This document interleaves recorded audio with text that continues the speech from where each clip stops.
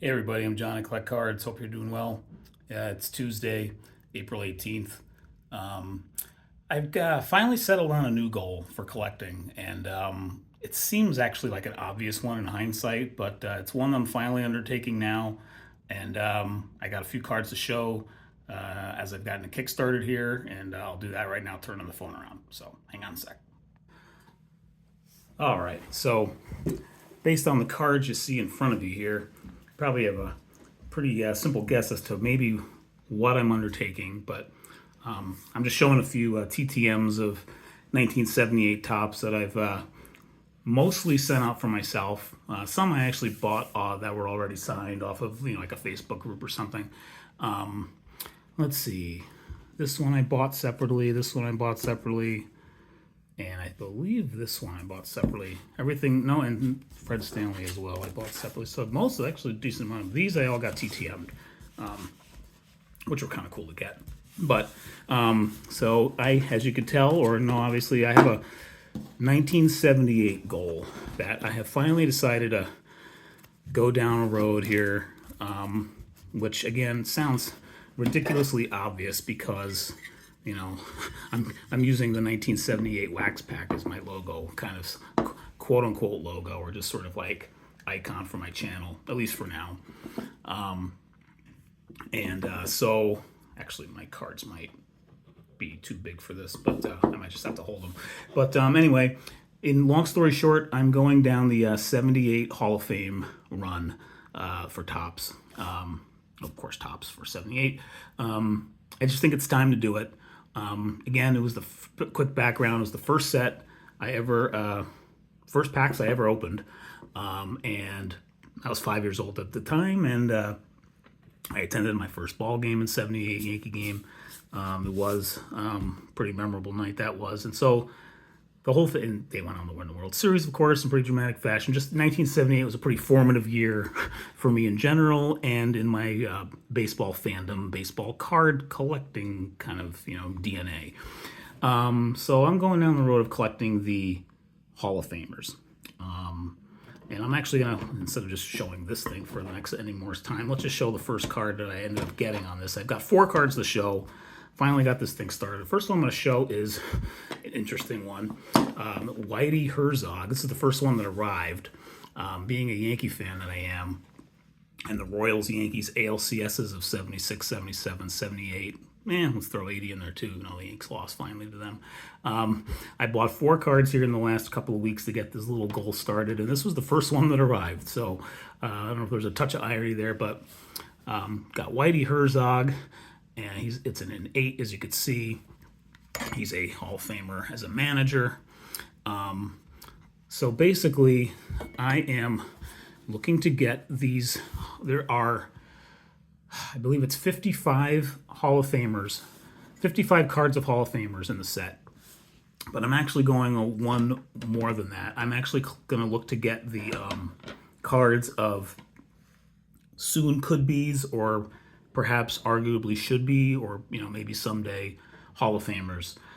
So that includes 2 of Pete Rose that are in the set, and then there's a Steve Garvey card, there's a Dave Parker card, a Lou Whitaker rookie, and I'm going to throw Thurman Munson in that mix too, and I think that makes 6. Those are, I think you can make cases for all of those players to be in the Hall. Obviously Pete Rose, of course, if they eventually let him in. Who knows at this point if that'll ever happen, but the others I think you could certainly make a case for. And so I'm going to try to expand the goal, and I think it'll be ending up being 61 cards, at least as of now. And I'm going to try to aim for them all in 7s and 8s. So here's another example right here.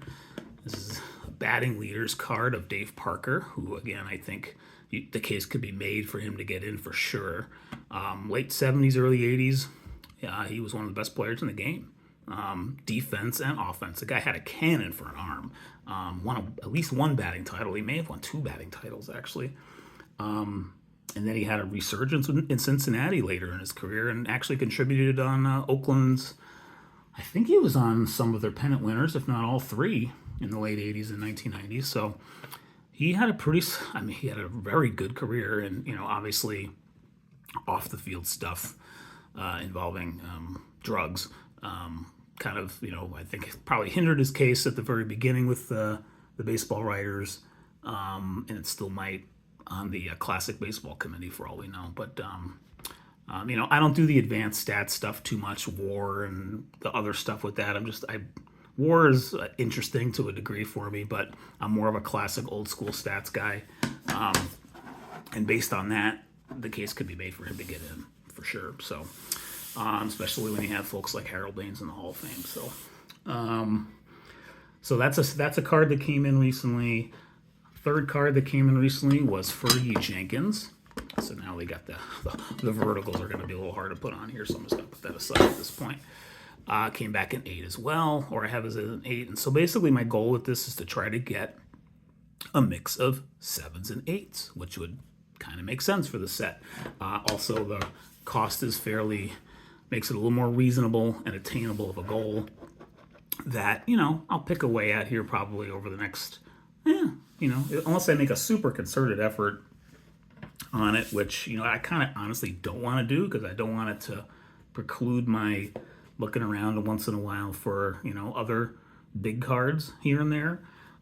So this will probably take a couple of years to do if I had to guess. I've got 4 here I'm showing and 2 more are on the way that I think maybe have given it a nice kickstart. So it's about 10% there, and we'll pick away at it as we go. The last card I'm going to show here is Robin Yount, also in an 8. So all 4 of these are in 8s. I imagine over time, the Trammell Molitor rookie, the Murray rookie, I might end up settling on those for 7s, just from a budget perspective. But we'll see. The Nolan Ryan's, of course, pretty up there too. But all of these I've got, so far, of these 4, the Yount cost me just over $20, like $25 with tax and shipping, I think, and I might have slightly overpaid for it. But because if you, I think, stay patient, there are deals to still be had for these, I think. Fergie Jenkins, the bid price on this, I got it was like $750 for an 8. With tax and shipping, it cost me like $12, $13 at the most. This one I got for about $15, and Whitey was a buy it now for $11 or $11.99, $12. So I just grabbed it. $12 seemed like a pretty reasonable deal to not deal with auctions and stuff for, Hall of Famer and an 8. So these are the first 4 I've gotten for this goal so far. Kind of excited about it, and we'll see where it goes. It's just good to have a goal again, because for the last, I'd say the last 6 to 9 months, ever since I finished the 54 set, I was just kind of flailing around a little bit, looking for interesting cards, but didn't really have a dedicated vintage kind of goal. Now I have one, so we'll see where that takes me here in the months to come, and just wanted to share that today. So I will see you on the next video, and thanks for watching, and if you have dedicated goals in the hobby, I hope you're making good progress to them. Take care. Until next time.